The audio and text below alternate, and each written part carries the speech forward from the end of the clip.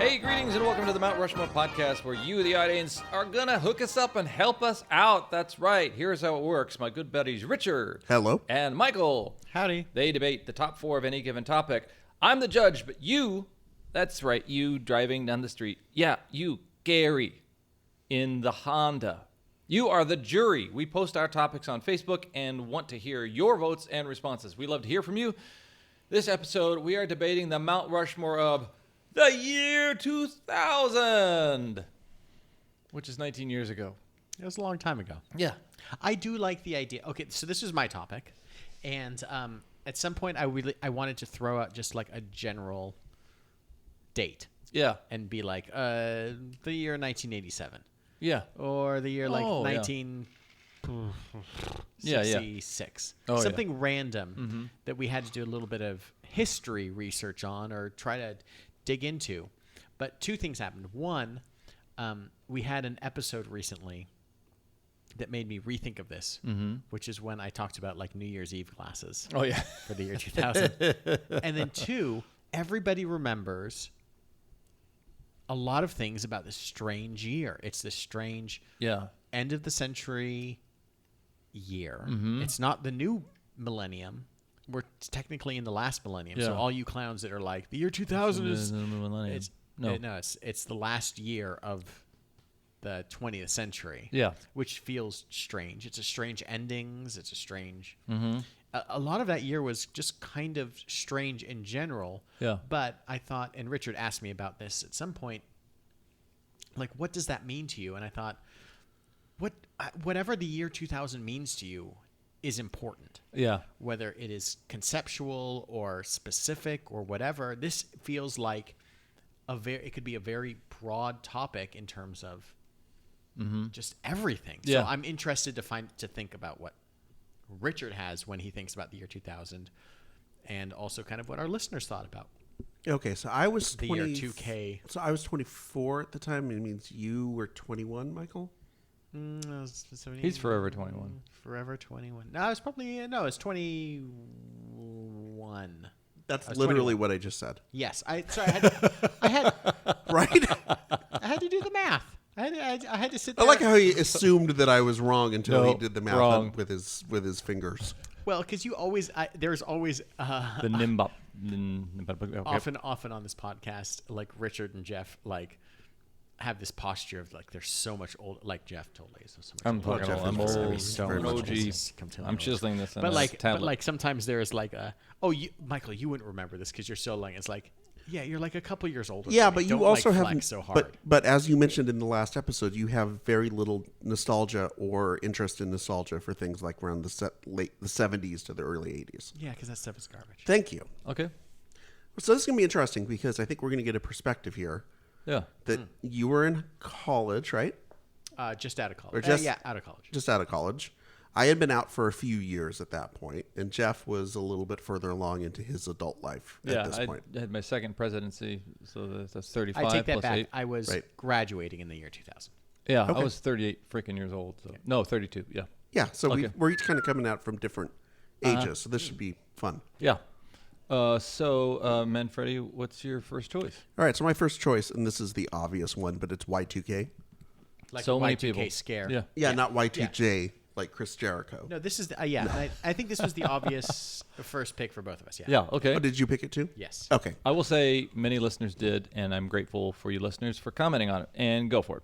All right, so this was the most disappointing Armageddon this side of the World War Z movie adaptation. Yeah. Yeah, for sure. It sucked. Remember like how like Everyone assumed that all of the banks were going to fall Yeah. apart, that the world was going to dissolve, that all of your finances were going to go away because of some programming thing they did in the 60s. Now, I know Richard's often very informed, but is it not true that stuff was scheduled to kind of go haywire? Because I've heard that people interpret the Y2K build up and scare as unnecessary, unneeded, based on what happened. When the reality was, what happened was they fixed it. they fixed it before Yeah. Y2K, Yeah. before January 1st. So now everybody was going, see, it was fine. No, it wasn't. This is a perfect example of like why we need to tackle like climate change and stuff Yeah. now. It's like fix the stuff before everything totally breaks. So when you get to the point where it's going to break, everything's fine. Well, what's your point of view Yes. on it, Richard? Well, here's the thing. I'm going to be honest about this. I was kind of secretly hoping for something. We'd all be To happen. Luddites again, and I'm not sure what. I mean, I didn't want like a major catastrophe. I didn't want like the air traffic control system to like crash and like planes to come like raining out of the sky. But you know, ATM started spitting out random $20 bills or something like that. I was hoping for something like that, and then nothing happened. It Richard, sucked. viewers, if you've never met Richard, his appearance is that of a cave person. So That's he true. has been auditioning for this role of primitive man. That's and true. Were society to reduce itself to that, you'd be so ahead of the game. I'd be in like Flint. Yeah. And by Flint I mean actual Flint. Actual. What were your fears then? Did you actually have fears that it could happen, or? Oh sure. I mean, it was almost like it was a fait accompli that it was going to happen. It was just a question of how bad it was going to be, but nobody knew exactly what was going to happen. Yeah. That was the thing that was frightening to everybody. It wasn't like it was, well, if this doesn't get fixed, then X, Y, and Z is going to happen, and we'll know about it right away, or we'll know about it in the next few days. It was just like, literally like everything could go dark. Don't know. Yeah. It did bring us the greatest This Is Sports Center commercial, however, though. Oh, it did. What was that one? Oh, I'll post this on the social media, listener, so you can go and find it. But they're doing a Y2K like test. Yeah. And they're talking about like, oh, it's really important for us to stay on top of these things with IT. So we're doing a little Y2K test. All right, 3, 2, 1, and like all the power goes out like in the entire office. Suddenly, like Mark McGuire is running around with a bat, just bashing computers. Charlie Steiner is like got a tie. Who's one of the anchors? Has like a tie wrapped around his head and like war paint on. And he's just like, "Follow me to freedom." It's a great commercial if you guys get a chance. I was working at a comedy theater then, and we did a whole show about Y2K. And, Oh, of course. And nothing happened, and then we had about 4 weeks left in the run. Oh, we boy. looked like a bunch of idiots. Good boy. I do like that was part of the premise of the movie Office Space, Oh, was it really? that they're working at Intercom or whatever the name of their, and it was like, he's like, yeah, we're writing software. You know, when it went over from, they forgot to include the first 2 digits, so we're just writing software that updates. Yeah, I'm uninterested. And that ultimately is what it turned out to be. Right. Was this big, uninteresting, everyone was waiting for something to happen, and then it just didn't happen. Yeah. Yeah. It's funny because that leads into my second choice, Okay. which was just New Year's Eve 2000. And I think this is one of those weird New Year's Eve where people remember where they were because it felt so monumentous. Yeah. For twofolds. One, it felt like something bad was going to happen. The ball was going to drop, and like all the lights in the city were going to go out. Something was going to you're just kind of waiting for it. You're like so excited, but at the same point you're like dreading it, and it's just like, what's going to happen? And it's like, oh yeah, nothing happened. It was just like the ball dropped, and you're just like, fine. Yeah. And it just became another New Year's Eve. But like, I don't remember a whole ton of specific New Year's Eves, but I remember being on the pier in Santa Barbara at the time and being really fancily dressed up and being like, okay, 1999's gone. The new millennium. No, wait, we're still in the old millennium. Yeah. And everyone is still kind of clinging on to that Don't be that guy. old millennium, new millennium sort of whatever thing. Do you feel like milestones, including those of years, or big ones, including changing millenniums, are moments where people are looking for an inflection point in their timeline and hoping that they may grow to be somebody more interesting or more powerful or more something, and then when that clock ticks over and nothing happens, people are just disappointed? All that happens is that you're just like trying to remember how to write On your to check. fill out your check. And you're just getting fucked up by like filling out your check the wrong way, the same way you do every month, and you're just like, is it April? What is it? March? Is it? Oh, I think it's who 2. cares? Oh, because at that time checks had the 19 printed on them, as I recall. Yeah. A couple of interesting notes specifically about the year 2000. Prince played 1999 in a very like iconic Times Square Right. You know, And he went back to the name Prince in 2000, by the in way. May of that year, Oh. he like his deal with, I forget if it was Universal. Universal or whatever. Like he stopped being the artist formerly known as Prince and using that symbol. And like that year was his, I believe he put out the album called Emancipation. I mean, you know, God bless him and wherever he is now. But, Yeah. you know, he took it a little too seriously. He was a bit over dramatic. but Just like, a touch. but just the idea of he had a song that he had written since the mid 80s called 1999. And then 1999 in the song, you know, year 2000 and all this stuff. And it was just like bound, like he had almost pre-written an appearance for himself. Yeah. On some Yeah. broadcast someplace. Even though the for song, New Year's Eve. even though the song is really about like nuclear holocaust. Yeah. Yeah, that didn't happen either. No, that also didn't happen. Facebook responder Todd Williams said, I spent the year installing computers for customers of a company that preyed on people's inflated Y2K fears. Funny thing, the company has no idea if the new computers would even prevent any of those problems. Oh, nice. Yeah. So Todd made his paycheck off that. Well, Todd, that I year. hope you're proud of yourself. Yeah, yeah. Hope you're Williams, happy. Mrs. Williams proud of her son, Todd. Okay, so yeah, Y2K and Prince 1999 was a big thing we all experienced then. All right, Richard, what do you got? All right, my second one. I was promised flying cars. I gotta say, other people said that too. Oh, really? Yeah, I think it was my brother-in-law said he thought he was going to get a flying car. Oh, I mean, that's the thing. Does- I mean, does for does it- decades. Does this count as my topic of sci-fi overselling it? Yeah. Okay. I think we're in. Yeah. I think we're in the same vein, if nothing else. Yeah. Mine's a little more specific, but yeah. Yeah. Yeah, Tom Gibbs, my brother-in-law, said flying cars was something he thought that was going to happen. I mean, when you thought about even being a kid in the '80s, it wasn't even something that was like, well, maybe by the year 2000 we'll. No, it was by the year 2000 we'll be able to have cars that can get you off of the freeway, and Yeah. it'll be like the Jetsons, basically.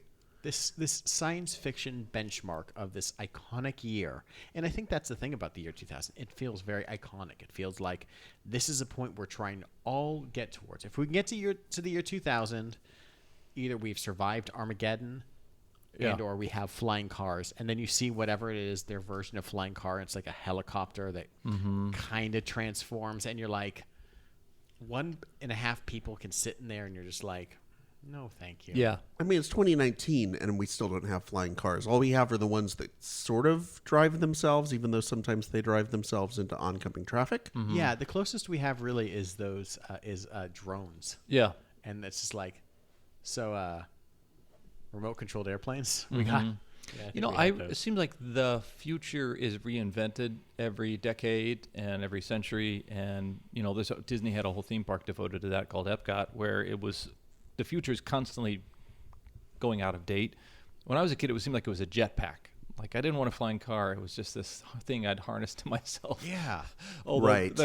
Fly that in the rain, you idiot. Yeah, I think the car would have been much more helpful. So, Michael, your suggestion was sci-fi overselling it. Just like the idea of like, I like futurism, and I like the idea of kind of like fictional futurism. There's a few comics that I really liked growing up. One's called Transmetropolitan, which is more of a political story, but it involved things that is like in the near future, but things that seem kind of attainable. You know, a lot of like genetic manipulation, and obviously like an extreme version of that, and things called like makers, which we kind of have now with like maker bots and like little things where you can make. Like nanotechnology. It wasn't, yeah, like talked a little bit about nanotechnology, just lots of different things that like the future was going to be, and it felt closer than it actually was. I don't think they ever like mentioned a specific date in the comic, but it felt like, oh, that's right around the corner. Did you- Everything feels right around the corner. Did you get a cheese? Was there a cheeseburger pill? Yeah, stuff like that. Yeah. But, you know, there was a very famous like British comic magazine called 2000 AD, where a lot of like British writers, very famous comic British writers like Judge Dredd. Judge Dredd, okay. Got his start Oh. there. It was a character that was introduced there. It's like heavy metal. Yeah, British, like the okay. British version of heavy metal. And like the year 2000 plays so much into that, of like this idealized, kind of sometimes dystopian, but right around the corner future. Yeah. You know, you think of 1984 kind of hit it right on the head. You pick a date that is so far in the future that you're bound to get there, but it's not quite the year 2000. And we should have known. That should have been the tale. Once you got to the year 1984 and it wasn't like 1984, you should have thought, oh, 2000 going to suck. 2000 is going to be the exact same, except a bigger, thinner TV. Exactly. So, what's funny is you picked science, kind of speculative science, and you picked sci-fi. So there's really kind of two different things. Although it seems like sci-fi is informed by the speculative idea. Yeah, I think they almost go hand in hand. I think sometimes it's like the imagination of science fiction writers that spur speculative science right on, and vice versa. Yeah. Hey, thanks everyone who listens and suggests out on Facebook and Instagram and Twitter topics and examples for those topics. We appreciate the dialogue. Richard, Michael, and I do this because we love to talk with each other. It's not all the money that comes in that motivates us. Well, speak for yourself there, Rockefeller. Oh, yeah. You guys told me. Okay, we'll talk later. Yeah. But we do like to be in dialogue with you, and we love to know what you think about our past episodes. If you were to go to your podcast aggregator of choice, whether it's whatever is replacing iTunes or whether it's Stitcher. Speaking of the year 2000. Yeah, there you go. iPods. Yeah. Podcasting, right there. Very antiquated term. Yeah, it is. The name sounds kind of quaint now. So anyway, do us a favor, rate and review anywhere you find us. Click on the stars or the bananas or whatever is on the icon of. Sorry, that's Fruitcaster. I love the idea that like Donkey Kong has his own version of a podcast, just like for banana. Or the Cincinnati Zoo has allowed their apes to listen to rate and review podcasts. To listen to the Adam Coco Carolla show. says. Coco loves Joe Rogan. Coco loves Joe Rogan. Coco libertarian. The other thing you guys can do, by the way, is just tell your friends. Yes. You like the podcast? Say, hey, I found this great new podcast. Yeah. Pretend that we're new. We're not really, but No, it's new to me podcast. And you should listen to it too, because that's how word of mouth. That's how we spread the love. I love it. Richard, what do you got? All right, so my third one is me at the bar Smog Cutter. Because this was a good portion of my year 2000 was spent there. All of our listeners suggested that. Literally, as well. literally everyone. So by the year 2000, I was 24. I was, I think here, I was working at. You'd been out of college for 10 years. Been out of college for 10 years. No, I was working as a waitress in a cocktail bar. Wow. No, I was working at I believe I was working at a PR agency by that point. And I'd found this bar on Virgil near Melrose called Smog Cutter. And what a beautiful, wonderful shithole that place was. I love it. Oh, my God. There was no reason for Smog Cutter, by the way, to be like any place I would want to be. Okay. I mean, it was. I made a list here of things that would made it less than appealing to most people. It was sweltering in the summer, but it was like freezing cold in the winter because they had no insulation. The beer was about as warm as the mixed drinks, and they didn't put any ice in the mixed drinks. It smelled like piss. There's a good chance that one of the regulars, not me, but one of the other regulars, would be passed out face down on the bar by 11 p.m. Wow. When they just tell him, it's Jose, just let him sleep it off. He'll come to. Yeah. And then they would get him more booze. And every once in a while, the outside gets shot up by a drive-by. Minor things. Yeah. But I loved that place. It was my horrible dive. Yeah. You know what I mean? Like, it wasn't just that it was a horrible dive, but it was a place that I knew all the bartenders. I knew the front door guy, and I was smoking at the time, so I'd go outside and have a smoke and bullshit with him about his time in Vietnam and hear all sorts of weird, fucked up stories from him. Yeah. When you're 24, that's living. Is that your? If you were to reduce all of your years, is that like your ideal year? If you're like, okay, we can eliminate all the stuff about kids, because kids trump everything else.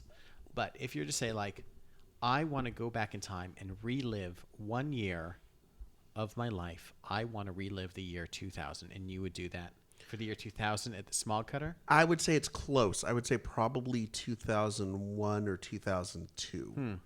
So right before I got married. That was probably the best time, but it was all that 3-year stretch was all kind of amalgamated. You were still with Sarah at the time. Yeah. And like that, but that aspect is still like, it's all ingrained there. Yeah, I mean, there's like a 3-year stretch where I was going to this bar 2 or 3 nights a week, showing up on a random Wednesday. Sometimes Katie Lang would be there singing Katie Lang songs, doing karaoke. Is that right? Yeah. Got a picture of me with Terry Bradshaw. This is... Go figure. And it's no longer in existence. There's now a new bar that is... It trips me out because it looks like... The Cut Smogger. Yeah, the it's Cut Smogger. called the equal. German. Called the equal parts, and it's weird because it's like the Bizarro World version of this bar that I loved. Like, the bar's the same, but they don't have a pool table now. And they've got air conditioning, and they have a good beer selection, and the beers are actually cold. Yeah. Like, everything about the bar is quantifiably nicer than Smog Cutter. And I miss Smog Cutter, and I want Smog Cutter back. As your therapist, But- I need to ask you. Yeah. Is there a correlation between that part of Richard that seeks the civilization destruction that Y2K could welcome in, that also wants to attend a bar that seems like civilization is not... Civilization did not apply yeah. at Smog Cutter. Yeah. Probably. And here's the thing. Once I got married in 2002, I stopped going. And like I'd maybe pop in once a year. Yeah. But even after that, I stopped going. Even though I loved the place because it just got to be like, okay, I'm married now. Yeah, it's untoward. It's just sort of weird to be shown. Yeah. You kind of got to settle down a little bit. Your other psychiatrist is here. Were you going to ask him something? Now I got to think. Michael, you never went to Smog Cutter? Why was it not Fog Cutter? What? Why was it not Fog Cutter? And why do they have such a San It's Fran not name? French. Yeah, exactly. Fog Cutter sounds like some sort of like mixed drink. I know for a fact on some sort of bar crawl Ball that- crawl. bar crawl that Scott Yeah. Jones has set up, that at some point that you had suggested that we go to Smog Cutter, and then we like popped in. It was like, I don't want to be in here. Yeah, it was not the most. It was not the most welcoming place if you were looking for like a classic good time. I wasn't even looking for that. Just looking for just like I don't want to be. This place so what you're saying is that a bar that looked like it would give you hepatitis was not your cup of tea. I will. Those longtime listeners of the podcast may observe that Richard is a little bit of an old soul and was preternaturally mature. It seems like a guy who was going to college at 17 would go to a dive bar at 24. So, Winfield.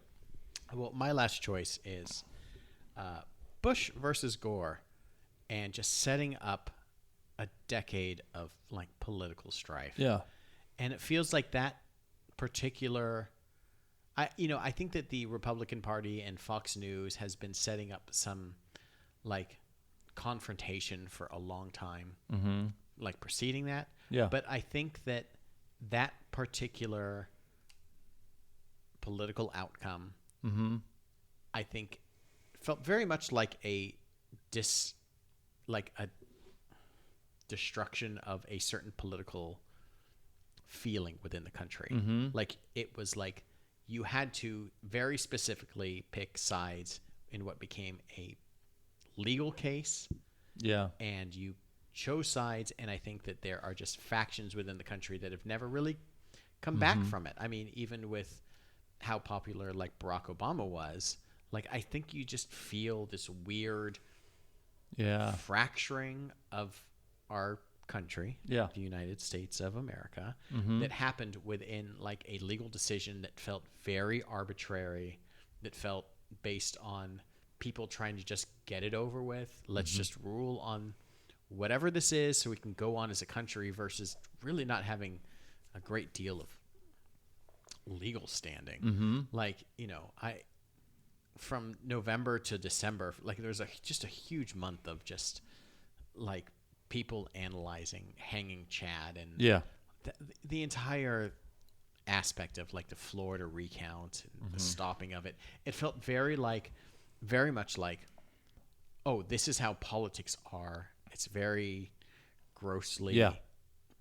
I hate to say politics are political, but there's nothing aspirational that describes us as Americans and how we aspire. It felt like someone winning on the technicality of the Secretary of State of Florida being Republican, trying to stop the recount and pushing it to the United States, Supreme Court, which was split 5-4. Like everything feels like, oh, this has been this entire decade of our country has been built off of this thing. It's a weird thing because I don't have a whole lot of like political. I don't have any political aspirations, and I have barely any like political like feelings other than like I want to destroy these people that are obviously bad. Yeah, and I think a lot of it came out of that.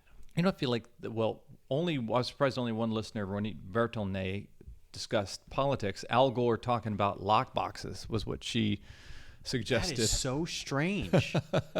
And that is such a strange. Yeah. What a pull. Yeah. I mean, that is so boring. I will like he was ultimately very boring. Yeah, he was dull. Yeah. But like your ultimate, like, no offense, listener, your ultimate political take was like lockbox, which was like an SNL bit for the most part. What I will say is it seems That's odd. Like the Cold War ended and this bipartisan war began, where we had no more external enemy, and now it was this bipartisan thing. So wow, that's an interesting thing too. Okay, does this mean that we're done? Nope, I got one more. Richard's gonna do it. Deliver us from evil. All right, this one is entitled "Rock Music is the Sucking Void at the Center of the Music Scene in 2000." So the Strokes' debut album It was one of the most sneakily influential records of all time. It's kind of a throwback. It's also forward-looking. It's fucking great. It's good, except it came out in the year 2001, as I'm sure you know, Michael. And I do know everything. And the quote unquote moribund rock scene that I was talking about was basically what was happening in 2000. Like I went back and started doing some research on what was happening musically in 2000. Shit city. Yeah, garbage. It's real garbage. All right, so music was terrible in 2000, especially rock music. And part of it is that we're in this weird bubble where like the alternative bands of the 90s, the grunge bands, either people are dead like Kurt Cobain, or they've broken up like the Pixies, or they've gotten really weird and navel-gazing and nobody really cares about them anymore, like Smashing Pumpkins. Yeah, or the fused into that we're like kind of newer, harder rock alternative, or like combined with rap. Yeah. Well, that's where you start to get in that's this void, right? So there was this indie rock scene and this movement in the 90s, and then that kind of goes away. And what fills in to take its place? Creed. 2000 was the year that Creed became the biggest rock band in the world for a brief time. Let's never forget that this happened, America. We all collectively, on our watch, let this happen. Yeah. And I will admit, at one point, I thought, My Sacrifice, that's not a bad song. Mm-hmm. What was wrong with us in 2000 collectively that we let Creed happen? Do you notice Richard looks different? I think it's Scott Stapp wearing a beard. Oh my God. Okay. I mean, we let bare naked ladies sneak in through the back door of Canada and be a part of the music culture. Again, why? Build that wall, everybody. Exactly. I mean, there was some stuff that was happening. U2 came out with All That You Can't Leave Behind. So that's their last, great album, at least. There's this weird band. Maybe they're brother and sister. Maybe they're formerly married. They put out this album called Distill. It's got this song called Hello Operator. The Carpenters? Yes. No, the White Stripes. The White Stripes? Yeah. And Radiohead's making Kid A. That's their last real accessible album, I think. It starts to get a little dodgy after that. Yeah. Mainly, though, Why it was 2000? shitty. What was a good year compared to this? 2001. Okay. Because that's when you start to get into the Strokes. Yeah. That's when you start to get into all of the bands, not but all of those bands that have the in their name. Strokes, the Hives, White Stripes. Go pick up an incredible book or download it on audiobook called Meet Me in the Bathroom. which is a Yes. amazing Oh. like first person narrative about like the 2000? initially the New York music scene from like 2001 to 2011, and it's just all the Strokes, Interpol, Yeahs, like all these amazing artists that are giving like firsthand accounts. It's an oral history sort of type book, and I listened to the audiobook version of it. And You had me at oral, you lost me in history. And it's wonderful, and it's like if you are into the Stroke circa 2001, if you're into like, I really got to know all about Interpol, and I was the jerk that was pissed off they were ripping off punk. oh well, Yeah, that's on you. That's kind of on you. That's my bad. Okay. Yeah, so But- 2001. So 2000 is this just weird musical like void. I did a little research. There were 7 songs that topped the modern rock Billboard charts in the year 2000. They are "Other Side" by Red Hot Chili Peppers, "Kryptonite" by Three Doors Down, "Last Resort" by Papa Roach, "Californication" by Red Hot Chili Peppers, brutal. "Last Resort" again by Papa Roach, came back because it was so good, had to get it back in the second time. "Minority" by Green Day, and "Hemorrhage" by Fuel. You cannot come up with a more gnarly, gross collection of songs to say, God, what was alternative music like in 2000? God, That's what it was the like. producers at K-Rock are just like jerking off so much right now. They just love all of this garbage. So hard.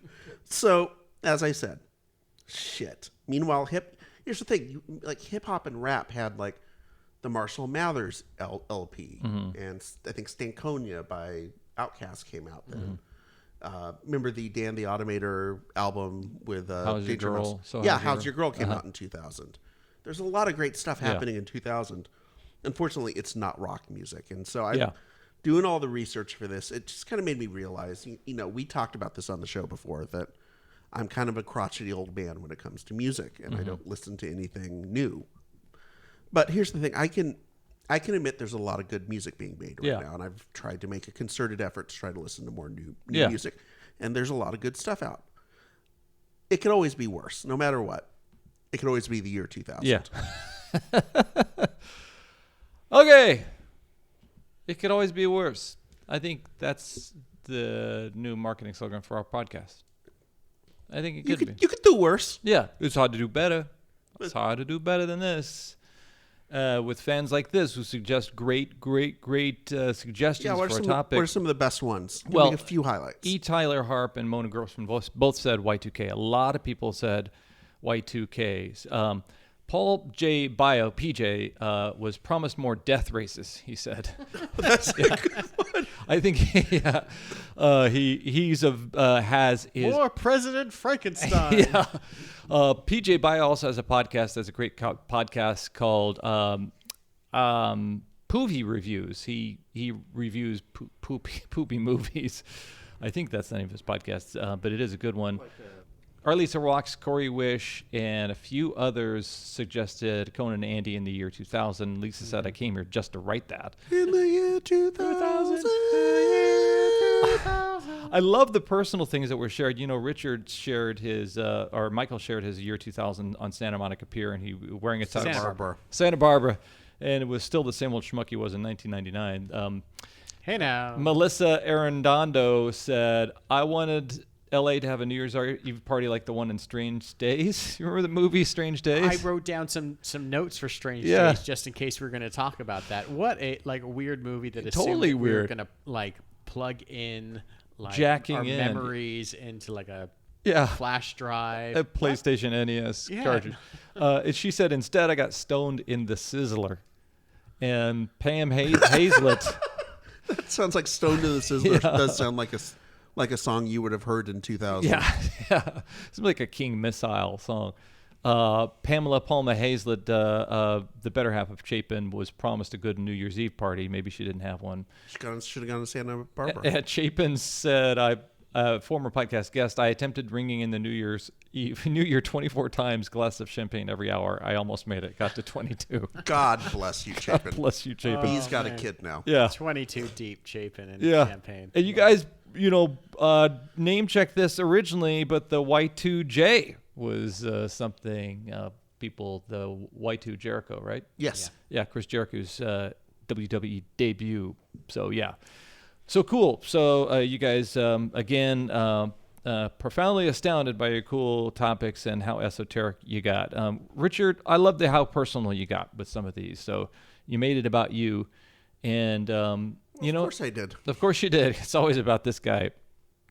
And because you tried to live a Tom Waits song, I picked the Smog Cutter for that. That was pretty fun.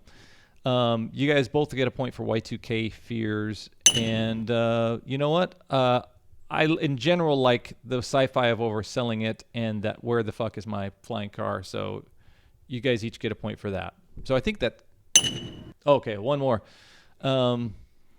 And let me give Winfield this Bush versus Gore, because I think it set up 20 years of, honestly, the end of America as we know it. Next week is going to be fun because, hey, grab your recyclable plastic bags because we are discussing the Mount Rushmore of going grocery shopping. Maybe some people out there grocery shopping might share some opinions with us. So this is Jeff's topic, and this makes me so delighted. There's so many avenues, so many aisles we can go down. So many aisles on this episode. Oh my God! I'm so excited. Me too. Okay, cool. So this has been a Mount Rushmore of grocery shop. No, we are. Oh fuck! So fucked right now. That was a Y2K glitch. It was a Y2K glitch. As always, Jeff. I'm Richard. I'm Michael.